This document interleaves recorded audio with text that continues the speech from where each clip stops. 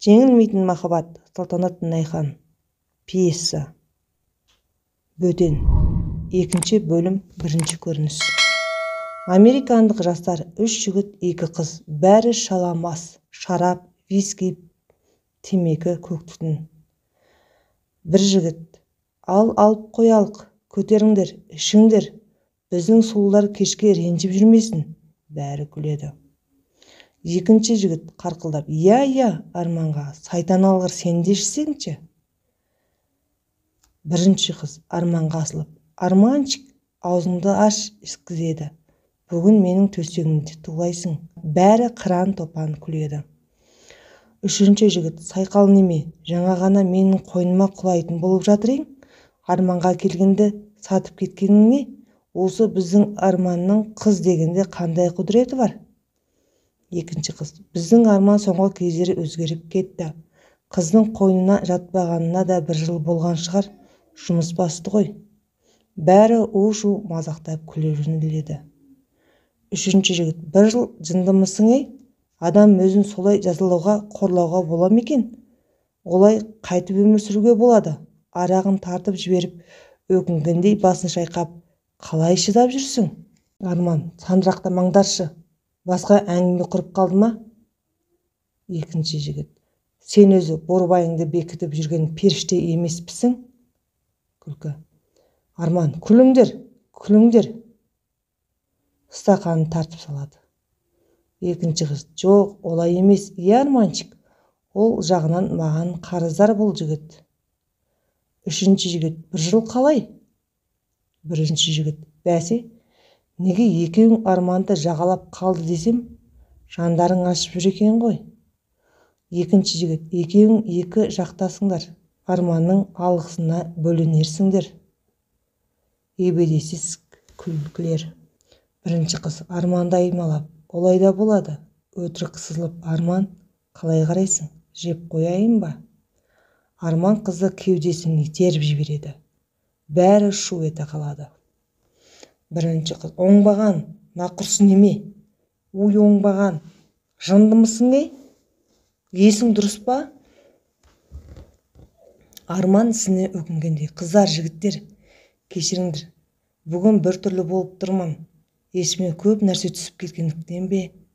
Көп ішіп қойған сияқтымын. Жүйкем жұқарып жүр. Кешіріңдер, достар. 1 жігіт: бұрын мұндай емесең, не болды? Адамның алып отырған ләззатын бұздың ғой.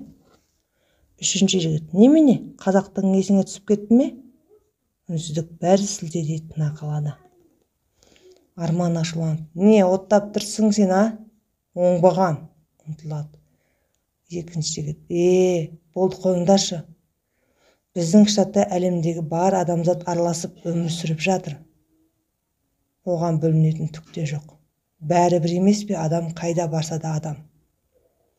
2 қыз келігіп: қазақ деген немене? Ондайда адам бар ма? Арман: жап аузыңды, арсыз. 1 қыз: арлы, арсыз деген ұғым жоқ қазіргі қоғамда. Не былжырап тұрсың? 3 жігіт: сен қазақ екеніңе ұяласың ба? Кім ол қазақ деген? Жер бетінде ондай адамдар бар ма, жоқ па, әлде сен солардан қалған жалғыз жетімсің бе? Арман: әй, сен малғұн, қазір мұрныңды сындырып бет қылам, сен өзіңе қарап ал. 1 жігіт: қазақ деген нағыз жәлепхананың ортасы деп естігем. Тіпті біреулер оларға арнап қалай да Борат сияқты фильм түсірген. Ол киноны көргенде нағыз өмір сол жақта ма деп қаласың.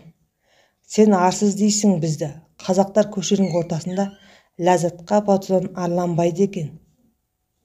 Арман ашуланып: оңбаған, өлтіремін қазір. Қазақтар сендер ойлағандай халық емес. Ондай арсыз киноны қазақтардың өздері түсірмеген. Олай болса Американың бүкіл эротикасы кино емес пе? 1 қыз: Арман, сен Американың азаматы емессің бе? Болды, қайтесің, қайдағы бір сасыған қазақтарды.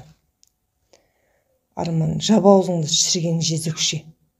Біле білсең, қазақтар ұлы халық, мың ой мың тірлеген халық. тәуелсіз ел, тәуелсіздік алдындағы шөлмекті сілтеп алып. Сендер арман деген сөздің мағынасын да білмейсіңдер. Үшінші жігіт: мына жетім тірлейін деген екен. Қазақ дейсің. Қазағың ұлы халық болса, сен неге Америкада қаңғып жүрсің? Әкең жоқ, не анаң жоқ. Жүрген жерінде біздің көршілер бағып алған болатын. Мүмкін сенің әкең наркоман, анаң жезөкше шығар. Осы кезде Арман өзін ұстай алмай ашуға мініп үшінші жігітті ұрып жығады. Арман: менің әке шешеме тіл тигізуші болма, оңбаған. Олар ұрпақ үшін жанын қиған адамдар. Қазақтарда тағдыр бар, тарих бар. Ал Америка сендер жын шайтанға боданысыңдар. Үшінші жігіт: әй сасыған қазақ, өлтіремін қазір. Қазақ деген шынымен елің болса құрт көзіңді. Үшінші жігіт: әй сасыған қазақ, өлтіремін қазір.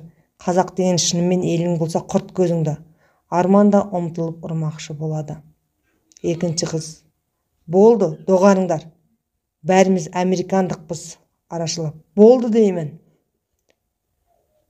Екінші жігіт қолын шапалақтап: о, енді жетпегені қазақ пен азулы Америка батырының жекпе-жегі еді. Браво! Жіберіңдер төбелессін. Арман қолындағы ішімдігін көрсетіп: міне, мынаған. Құлсыңдар, боданысыңдар.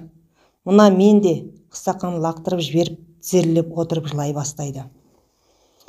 Бірінші қыз: мынаның есі дұрыс емес. Енді қазақ болып туғанына өкіне бастады. Ей, мүмкін сен қазақ демес шығарсың. Мысалы, мен әкемнің кім екенін білмеймін. Мені тапқан анамыз шатасып қалған болуы керек. Еврейлерге ұқсап анамды білген соң американдықпын деп жүрмін. Жылайтын нәрсе емес ол, Арман. Екінші жігіт: сен сияқты сылқым аналарға алғыстан басқа айтарымыз жоқ. Екі қыз қатар: әй! Екінші қыз: әкелері аспаннан түспейтін шығар. Жасарларыңды жасап алып тастап кететін біз бе? Рахатын бөліскенді білгенде асырап, тамақ тауып берді бірге боларың келмейді. Үшінші жігіт Арманға: біздің елдегі жетімдердің бәрі жезөкше. Сенің де анаң солардың бірі. Қарқылдай күліп: бағанағы Борат деген кинодағы сенің анаң емес пе? Түрі саған ұқсайды екен. Арман ашуланып: немене? Оңбаған хайуан, менің анама тіл тигізуші болма, төбелесіп кетеді. Менің анам сенікі сияқты жезөкше емес. Мен қазақпын. Жер бетіндегі ең ұлы халықтың баласымын. Бәріне күш бермей ұра береді. Менің анам әлемдегі ең асыл адам. Қаны қызып үш жігітті де сұлатып салады. Қыздар ойбайлап қалады. Шабуыл жасамақшы болған бір қызды ұруға қолын көтеріп қатып қалады. Осы кезде есін толық жиған адамдай екі иығынан дем алып заттарын жинап сахнадан шығып кетеді.